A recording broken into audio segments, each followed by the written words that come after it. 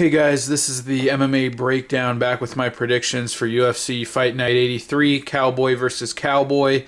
Going to start off with my recap of the last event, Hendricks versus Thompson. Bad night for me. I was 5 for 12, 11,266 for the event, and that dropped me down to 3,485 overall. So I got to climb my way back to the top. My pick of Hendricks was very wrong.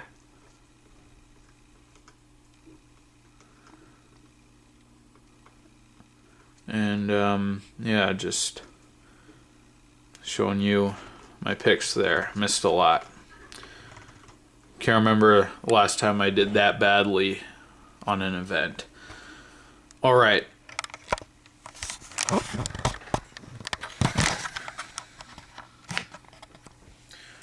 So UFC Fight Night 83, Cowboy versus Cowboy. Horrible card. I was really excited for Cerrone versus Means. I thought that was the perfect matchup for Cerrone, the perfect debut fight for him at welterweight.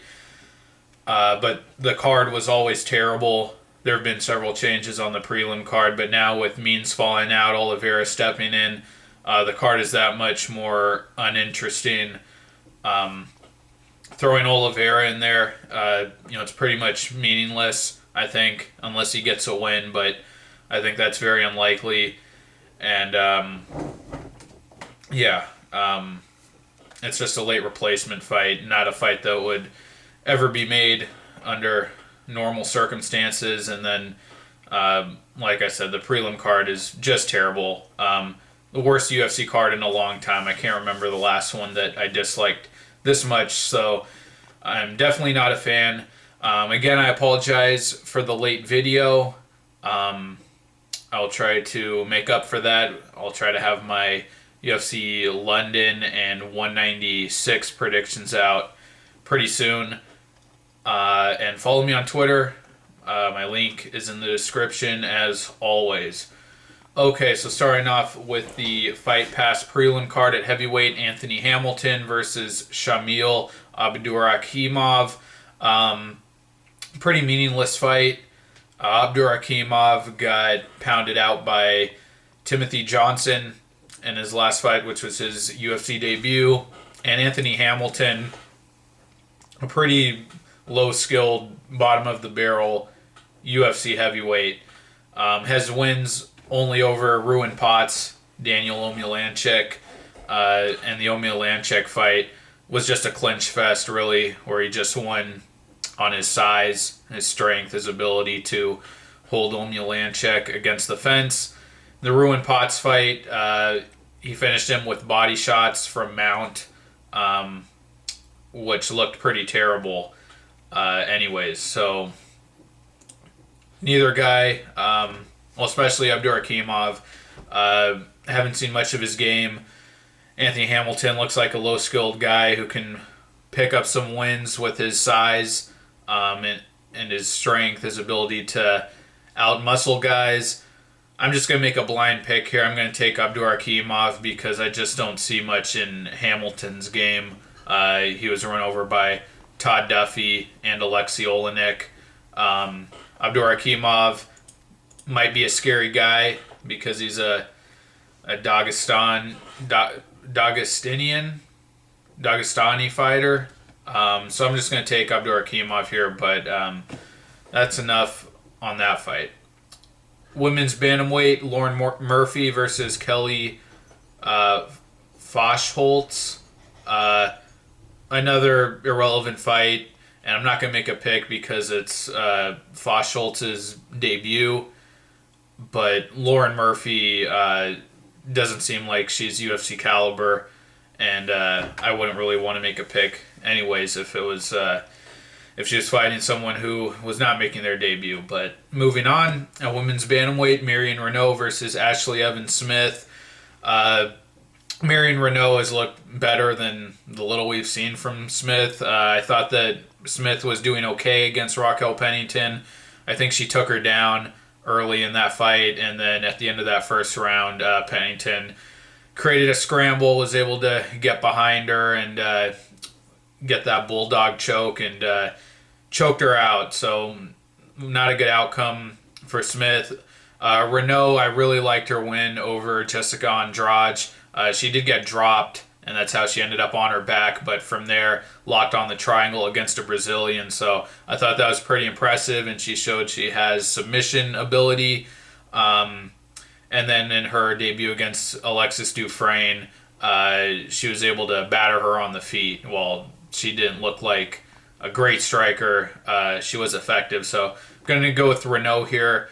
Evan Smith, I think it's still kind of an unknown, but Reneau has just been more impressive, and I forgot about her most recent fight, her loss to Holly Holm, where she looked pretty lost on the feet, was unwilling to attempt any takedowns, but still Reneau, I think, is more skilled than Evan Smith. So I'm going to take Reneau here.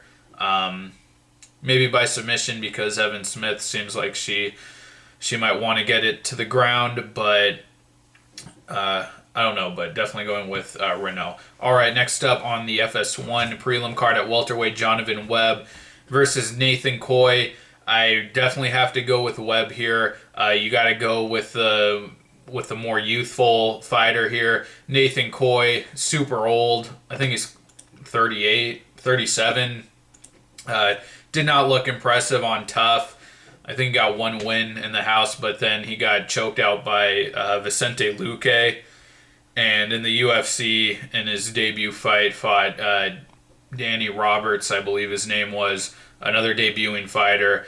And while he took him down, looked okay early, Roberts just threw a triangle on him that, he was way too slow and immobile to deal with, and subbed him. So I think you have to go with the younger guy here, the more athletic guy. Nathan Coy is a gritty wrestler, but really looks like he doesn't have anything else, and too old to really be dominant with that wrestling anymore. Webb dropped Noak a few times in that fight, took him down as well, lost a decision, but I thought he got robbed, and I think he's going to touch that chin of Coy and probably drop him. But I just think he's way too young and athletic for Coy to grind him out here. So definitely have to go with Webb. Next up at middleweight, Anthony Smith making his return to the UFC, taking on another debuting fighter, Leonardo Augusto Guimaraes. Now I have no idea who that is. Anthony Smith, I just remember his last fight in the UFC, coming over from Strikeforce. He got his leg torn up by Antonio Braganetto. Subbed him with a knee bar in a very uncompetitive fight. So, again, another irrelevant fight that I really don't care about, but I can't make a pick because I don't know Guimaraes. Next up, another middleweight fight, Daniel Sarafian versus Oluwale Bamgbose. Now, this is an interesting fight. Daniel Sarafian had some hype from Tough Brazil 1 the first season, and really his UFC career has not panned out well for him at all. He really only has one relevant win.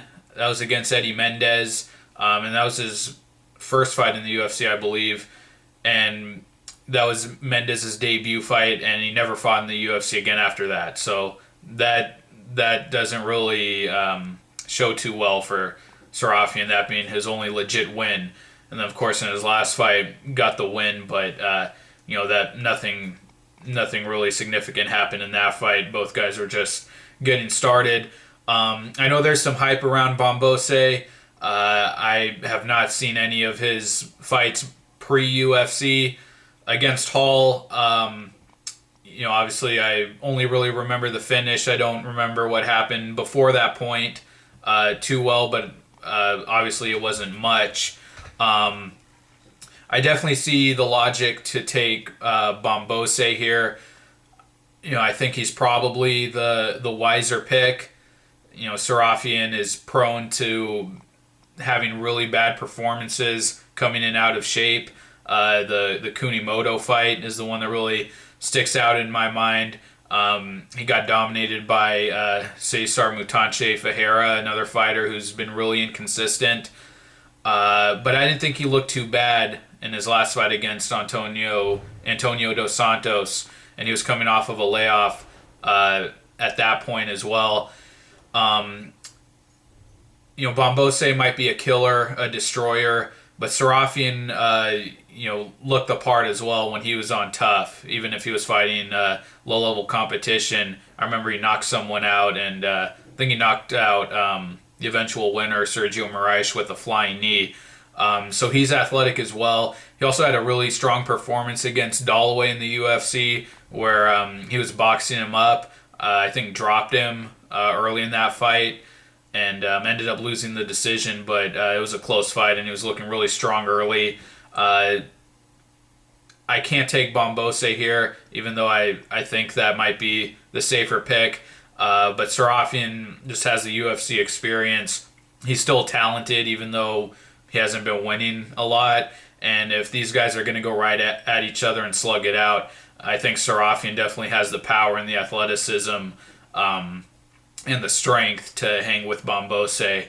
And I think he could force it to the ground if he wants to. I have to go with Sarafian. Bambose's hype. Without seeing his fights, I can't. That's not enough for me to take him here. I'm going to go with Sarafian, but I think it's really close. I'm going to go with Sarafian. All right, next up, last prelim fight at welterweight, Alex Garcia versus Sean Strickland. This might be one of the better matchups on the card as well. And I have to go with Sean Strickland. Alex Garcia probably has the wrestling advantage. He's a big, strong guy, pretty heavily muscled. And we've only seen power from him in his first fight against Ben... what was that guy's name? Ben Wall? Yeah, Ben Wall. And after that, he's never really shown power. He dropped Sean Spencer in their fight, I think, a few times and had to resort to his wrestling to win the fight, but he got dropped as well. And his last fight against Mike Swick, that was really the fight that stopped the hype for me with Alex Garcia. Fighting Mike Swick after, a 3-year layoff with all the illness the guy's dealt with, and he had a really underwhelming performance against him when Swick wasn't doing anything threatening. That didn't sit too well with me. So he looks like a guy who really just relies on his wrestling. I think you could have given him the nod against Magny in their fight, but Sean Strickland seems to be much more of a process fighter, a good game plan guy. When he fought Luke Barnett, it wasn't an exciting performance, but he actually out-jabbed Barnett. He outstruck him. And then in his fight against Bubba McDaniel, he showed that he can be aggressive and he can finish on the ground with ground and pound. And had the loss to Santiago Ponzinibbio, where he looked lost on the feet, couldn't really compete with Ponzinibbio striking. And his last fight against Igor Araujo, I honestly can't recall that fight right now, but I'm going to go with Sean Strickland still. Alex Garcia, we just haven't seen him really have a notable win over anyone really good, and he doesn't seem to really fight in a composed manner over 3 rounds. So I'm going to take Sean Strickland. All right. On to the main card at lightweight, James Krause versus Shane Campbell. This is another good fight, but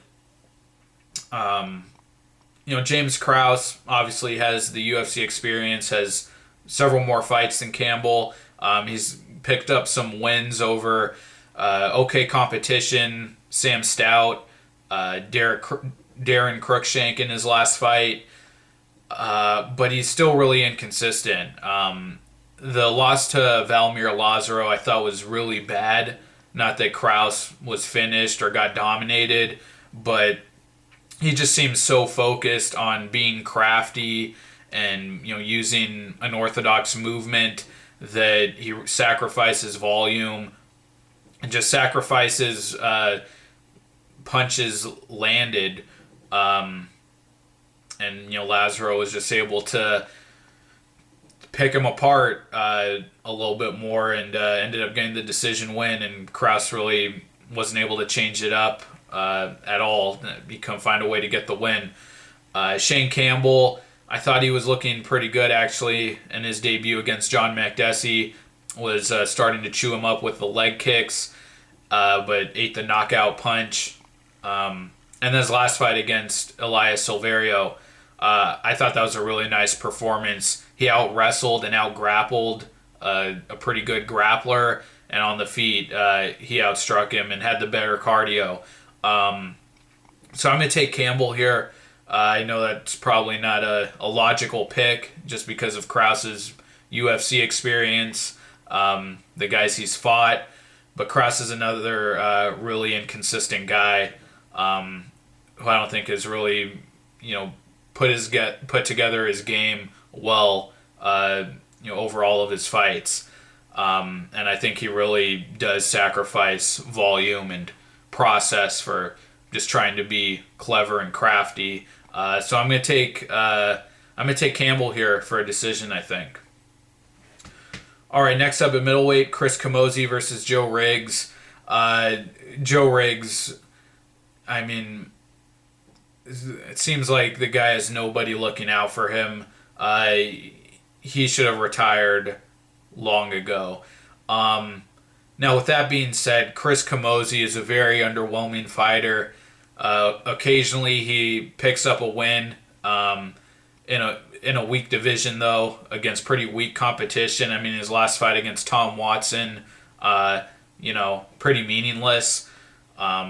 He's slow, really relies on the clinch, really relies on his height and being able to hold people up against the fence. Not a great striker. There's nothing really that impressive about his game or dominant, really. Joe Riggs, he looks really old in his fights. Snapped his neck on his own takedown attempt against Ben Saunders. Was out-wrestled by Patrick Cote. And then his last fight against Ron Stallings, the fight was ended by DQ, but he did drop Stallings in that fight and started to pound away on him on the ground. I don't know. Camozzi is the safe pick, just given how fragile Riggs is and his age at this point. But I don't know. Camozzi struggled with wrestling over his career. Think back to the Nick Catone fight, where Catone was, not an athletic guy. He was smaller than Camozzi, but was able to repeatedly take him down, and that fight was only stopped due to a cut. And I feel like we might see something like that here because Riggs really relies on the takedown at this point in his career. And I don't know. I'm not willing to bet that Camozzi is physically stronger than Riggs. He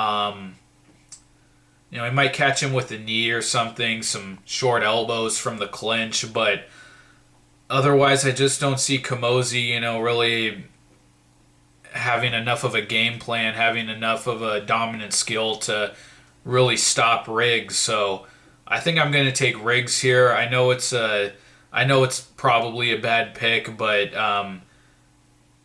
that's just what my head is telling me, really. Camozzi is definitely no Patrick Cote, not even a Ben Saunders, really.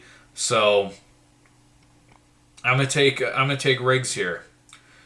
All right, next up at featherweight, Dennis Bermudez versus Tatsuya Kawajiri. I don't really see this being too much of a fun fight because Bermudez is going to out-wrestle him. Kawajiri, not a bad wrestler or grappler, especially for a Japanese fighter, but he's not going to beat Bermudez at his own game. The Dennis Seaver fight, I didn't think that he won that fight, and it was a really uneventful fight as well. And if you just want to do MMA math, you can compare their performances, each guy's performance against Clay Guida. Tatsuya Kawajiri not only lost, but really struggled to defend the takedown against Guida.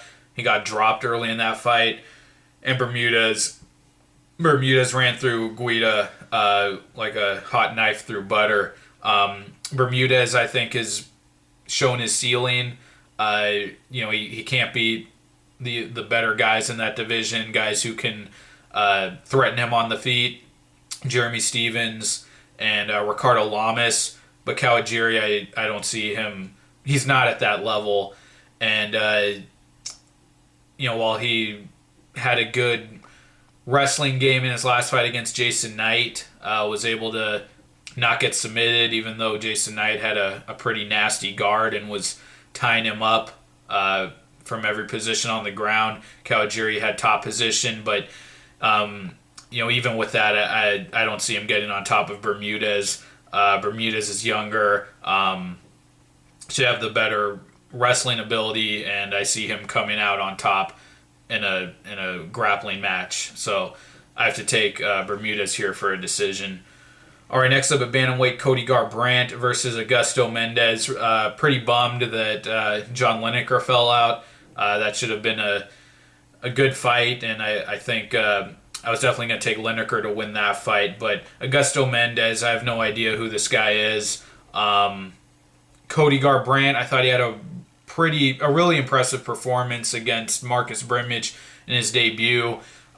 Technically, his striking doesn't look too clean, but it's definitely effective and definitely has big power and really let his hands go against Brimage. But then his last fight against Henry Briones, who is basically a non-factor on Tough Latin America, he just looked really hesitant and seemed unwilling to let his hands go, and it was a pretty uneventful fight. Turned out to be a snoozer.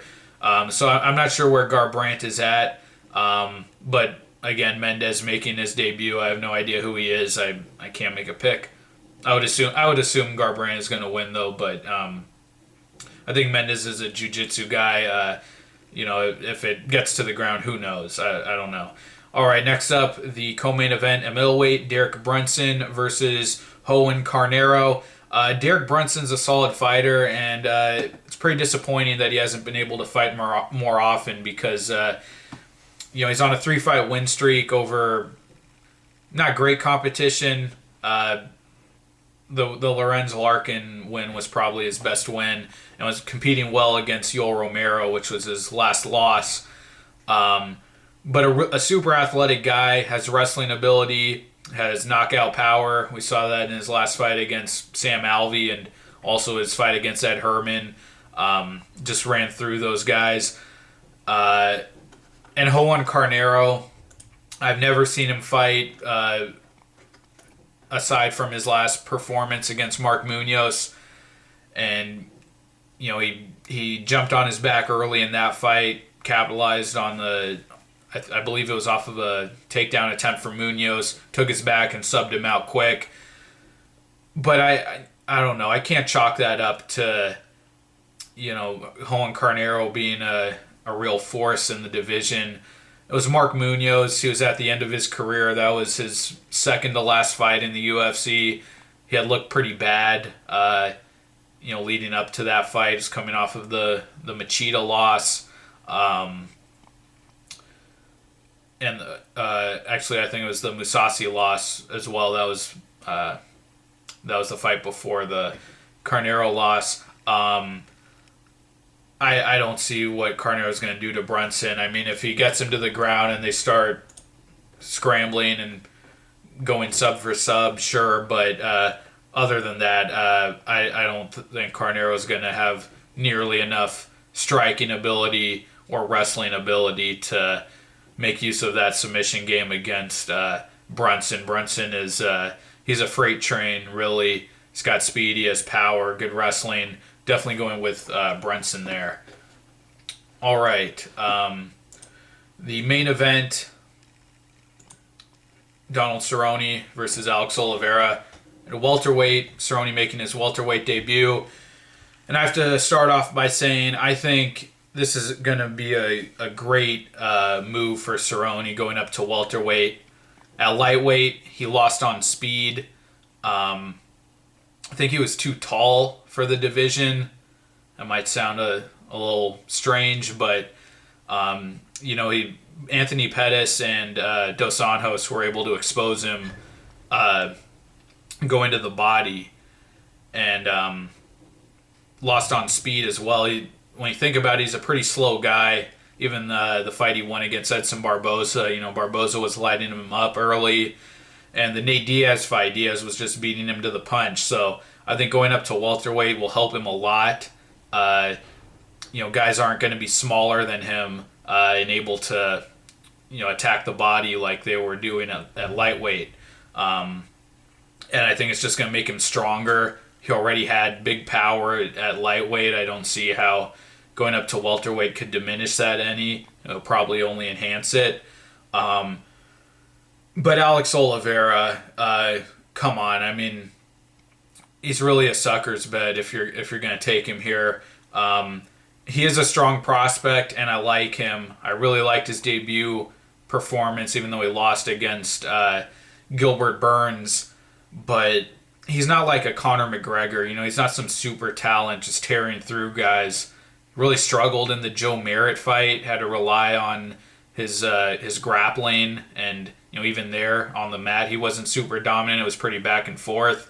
And his last fight against Piotr Hallman, got the knockout, but didn't get it until the third round, and his striking looked a bit stiff. I see Cerrone just tearing him up on the feet. Cerrone's a high-level kickboxer. He's really refined his head kicks over the last few years. Knocked out Adriano Martins and Jim Miller with those, and John McDessie as well. So I think people are feeling that Cerrone is over the hill at this point. He's too shop-worn. I do agree, fighting so often, I think really has made his cardio suffer, and just makes him a bit debilitated, some of his fights. But against Alex Oliveira, Cerrone should still have the far superior technical striking, and even on the ground, where Oliveira looked really good against Nunes. Cerrone's a great submission artist as well, so he's not going to be in big trouble on the ground. I definitely have to go with Cerrone here. I think he probably gets a finish. So Cerrone by TKO. All right, guys, those are my predictions for UFC Fight Night 83, Cowboy versus Cowboy. Thank you for watching. I'll be back soon with my predictions for the next event, UFC Fight Night 84, Silva versus Bisping. Don't forget to follow me on Twitter. My link is in the description. And take care, you guys. I'll see you next time. Bye.